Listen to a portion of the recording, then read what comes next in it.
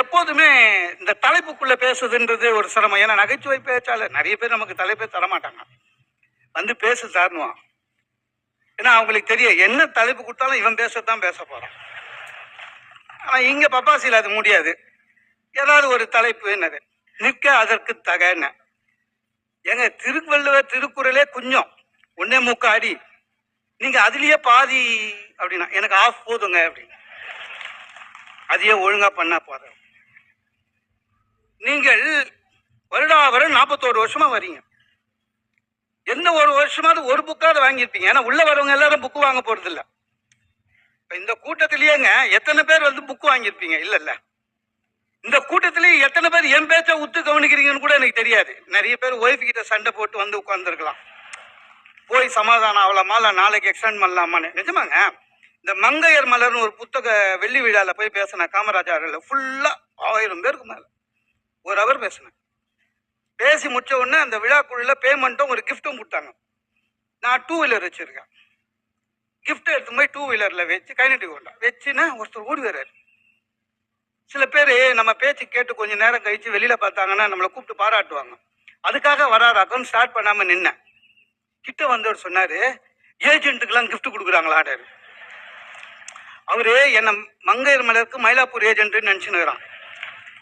நான் இல்லைன்னு. அப்ப கிஃப்ட் ஏதுன்னா நான் சொன்னேன், பேசினேன் கொடுத்தாங்க. யார்கிட்ட பேசினேன்? அவன் வந்து நான் ஏஜென்ட் தான், உள்ள யார்கிட்டயோ போய் சண்டை போட்டு நான் வாங்கிட்டு வந்துருக்கிறேன். அது யாருன்னு சொல்லிட்டா இவன் போய் சண்டை போட்டு வாங்கிட்டு வந்துடுவான். நான் சொன்னேன், சார் நீங்க உள்ளதான் இருந்தேன், நான் பேசுறேன்னா அப்படின்னா. அதாவது உள்ளதான் இருந்திருக்காங்க சார். அதனால எத்தனை பேர் கிஃப்ட் வாங்க வந்திருக்கான், எத்தனை பேர் இதுல ஏஜென்ட், எத்தனை பேர் சண்டை போட்டு வந்திருக்கும், எத்தனை பேர் போற வழியில சும்மா உள்ள நுழைஞ்சு வரும் தெரியும். எத்தனை பேரு படித்ததை சுவாமி விவேகானந்தர் சொல்றாரு, வாழ்க்கையில எவ்வளவு படிக்கிறியோ படி, ஆனா ஒண்ணு ஏதாவது ஒரு கருத்து, அந்த கருத்துல நில்லு, அதான் வாழ்க்கையா வச்சு. ஏதாவது ஒரு கருத்து. சார் எல்லாருமே போய் சொல்லக்கூடாது, முடியாதுங்க. இல்ல முடியவே முடியாது. எல்லாம் முடியாததெல்லாம் நிறைய இருக்கு. ஆனா நம்மளால முடிகிற சிலது இருக்கு. சின்ன சின்ன விஷயம். பிறர் மனசு புண்படாம இனிமேல் பேசணும்னு முடிவு பண்ணுங்களேன், முடியும். அன்பா இருக்கணும்னு நினைக்கிறேன், முடியும். ஏதாவது ஒண்ணு. பிறன்மனை நோக்கா பேராண்மைன்னு சொல்லியிருக்கான். நம்ம ஆளுங்க அப்போ வந்திருக்கான். ஏன்னா பார்த்ததுதான் சொல்ல முடியும். வள்ளுவர் மயிலாப்பூர்ல வாழ்ந்தாருன்றதுக்கு ஒரே ஒரு சரித்திர உதாரணமா சொல்றது எது தெரியுமா? அப்ப சென்னைன்றது என்ன தெரியுமா? இப்ப இருக்கிறது திருவான்மியூர், திருஅல்லிக்கேணி, திருமயிலை, திருவொற்றியூர், இந்த 4 தான். அப்ப திருமயிலை என்பது கடல் பகுதி. அப்போ வாணிபம் கடல் வழியாக நடந்திருக்கிறது. இந்தியாவிலிருந்து பாரதத்திலிருந்து மிளகும் மயில் தோகைகளும் வெளிநாட்டுக்கு போயிருக்கிறது. அப்ப மயில் தோகை போகிற போது அந்த வண்டியை பார்த்து எழுதுனதுதான் பீலிப்பை சாக்காடும் அச்சுறுத்தும் அப்பண்டம் பார்த்து எழுதியிருக்கார். அதனால பார்த்ததை எழுதுகின்ற கவிஞர்கள் நடுவிலே அவர் பார்த்ததை எழுதியிருக்கிறார். அதுல ஒண்ணும் இல்லை. ஏதாவது ஒரு கருத்தை நீங்கள் பண்பற்ற சார், எந்த இலக்கியத்தை எடுங்க, நம்ம இலக்கியங்கள் எவ்வளவு சொல்லியிருக்கோம். ஒட்டு மொத்தமா அன்பா இருன்னு மனித குலத்துக்கு சொல்லியிருக்கோம். அதுல யார் சார் நின்னோம்? படிப்படியா தேஞ்சினே வருது சார். சார் பக்கத்து வீட்டுல யார் இருக்கான்னு தெரியாமலேயே 10 வருஷம் இருக்கிறவனெல்லாம் எனக்கு தெரியும் சார். அவனே சொல்றான், பிளாட்ல எல்லாம் போய் பாருங்க. நான் சார் யார்கிட்டயும் பேச மாட்டேங்க.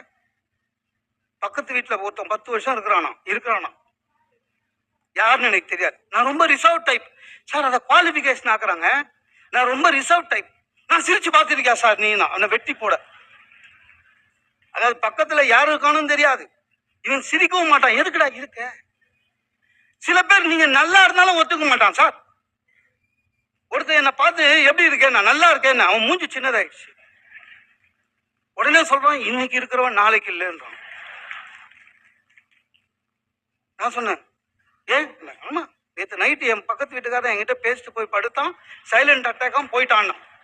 நான் சொன்னேன், எனக்கு அந்த மாதிரி கவலை இல்லை. ஏதாவது ஆச்சுன்னா கூட எனக்கு கவலை இல்லை. ஏன்? நான் வெல் செட்டில்டு, வீடு குடும்பம் எல்லாம் செட்டில் பண்ணிட்டேன்.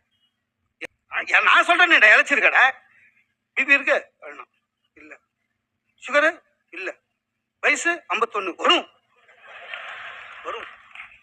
ஏன்டாண்ணா எனக்கு வந்திருக்கு. நம்ம 2 பேருக்கும் ஒரே என்ன பண்ண சொல்றீங்க சார்? மகாகவி பாரதி சொன்ன பாத்தி ஒண்ணு பண்ணவானடா, பக்கத்தில் இருப்பவன் துன்பம் பார்க்க போறாதவன் புண்ணியமூர்த்தி. நீ கோயில் கோலெல்லாம் ஒண்ணும் கட்ட வேணாம். ஐயோ பாவனை நினைக்கிற பாரு, அந்த அன்பு போதும். அன்பு இருக்கா? எல்லா உயிர்களிடம் அன்பு இருக்க வேண்டும் என்று சொன்னதுதான் இலக்கியங்கள். நாம் எப்போவாது அதன்படி நடந்திருக்கிறோமா? இல்லை. நல்லவனுக்கு அர்த்தத்தை மாத்தணும்னே நம்ம தானே சார். நல்லவன் இலக்கியம் சொன்ன அர்த்தத்தையும் நம்ம மாத்திட்டோங்க.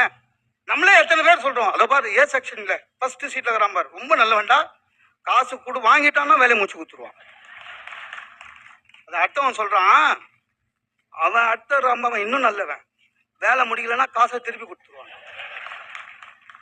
சார் ஒரு திருடங்க மாட்டிக்கினா கோர்ட்ல நீதிபதி திருஞானா, ஆமா சார் நான் 6 மாசம் திருடன் சொன்னா உத்தமனுக்கெல்லாம் தண்டனை தெரியுங்கண்ணா. நீதிபதி பயந்துட்டாரு. இப்பெல்லாம் நீதிபதிங்க பயப்படுறாங்க. ஏம்பா திருடனு நீயே ஒத்துக்குன, உத்தமன்னு வேற சொல்ற சார். ஒரு நிமிஷம், என் தொழில் கேவலமான தொழில் நினைக்கிறீங்களா? இல்ல, நோபல் ஒர்க்கு, மிக புனிதமான வேலை எது சார்? மருத்துவம்னு சொல்லுவீங்களா? ஆனா ஒரு கண் டாக்டர்னா வேண்டிப்பான் கடவுள் கிட்ட, ஊர்ல இருக்கிறவங்க கண்ணெல்லாம் குருடாவும் வேண்டிப்பான். அப்படிதானே? அப்பதான் அவனுக்கு பேஷண்ட் வரும். பல் டாக்டர் அப்படிதான் வேண்டிப்பான். ஒரு வழக்கறிஞர் என்ன வேண்டிப்பான்? எல்லாருமே தப்பு பண்ணணும், நம்ம காப்பாற்றணும், நமக்கு காசு வரணும்னா அப்படி இல்லை. ஊர்ல இருக்கிற ஜனங்கள்லாம் வசதியோடு இருக்கணும்னு வேண்டிப்பான். ஊர்ல இருக்கிற ஜனங்கள்லாம் நல்லா தூங்கணும்னு வேண்டுவேன். இவ்வளவு உத்தமமான என்ன ஜெயிலுக்கு போடலாமா? நான் என்ன ஏதாவது ஒன்றை நாம் நின்று இருக்கிறோமா? நிற்க அதற்கு தக ஒண்ணும் கிடையாது சார். அடக்கம் யார் அமரருள் வைக்கும், அதுல ஒரு பங்கு இல்லை. ரொம்ப ஆணவத்தோட உச்சியில இருக்கிற மனித சமுதாயம் நாம தான். அட் எனி காஸ்ட் ஜெயிக்கணும் சார்ன்றான். அட் எனி காஸ்ட் அப்படின்னா நான் என்ன பண்ணாலும். சில பேர் பேசும்போது பார்த்துருக்கீங்களா, அந்த ஆணவம் வரும், எங்கிட்டே சொல்றான் சார், எனக்கே சொல்றான் சார் அப்படின்னா இவருக்கு எல்லாம் தெரியுமா? எனக்கே சொல்றான்.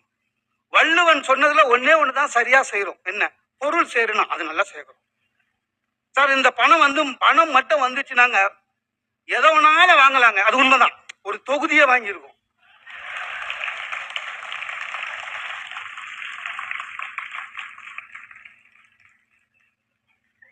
ஆனா சம்பாதி ஈதல் இசைப்பட வாழுதல், அதுல நின்று இருக்கோமா சார்? யாருக்காவது தர்மம் கொடுத்துருக்கோமா? நம்ம அசிஸ்டன்ட் கமிஷனர் சொன்னாரு, கொடுக்கணும். பிச்சைக்காரங்க கூட பேச்சுவார்த்தை நடத்துறான் சார். அவன் தான் மானவன் வெக்கம் எல்லாம் விட்டுட்டு வரானே. கேட்டான், இவன் அவங்கிட்ட உடம்பு நல்லா தானே இருக்கு, எங்கேயாவது போய் வேலை செய்யக்கூடாது. அவன் தான் செய்ய மாட்டேன்னு வந்துட்டாங்க. இருந்தா போடு, இல்லை விடு, உடம்பு நல்லா தானே இருக்கு, ஏதாவது வேலை செய்யக்கூடாது. அவன் தான் மாநாட்ட வரானே. அன்னைக்குங்க ஒரு தொழுநோய்க்கு பிச்சை எடுக்கிறாரு. இவன் அவனுக்கு அட்வைஸ் பண்றான், காசை போட்டு போறது இல்லாம. என்ன தொழுநோயா இருக்கு, கவர்மெண்ட் ஆஸ்பத்திரியில போய் சேரக்கூடாது, ட்ரீட்மெண்ட் தருவாங்களேன்னு அவன் சொன்னான். அங்க போய் தான் மோசமாச்சு. நீ துட்டு இருந்தா போடு, இல்லை விடு.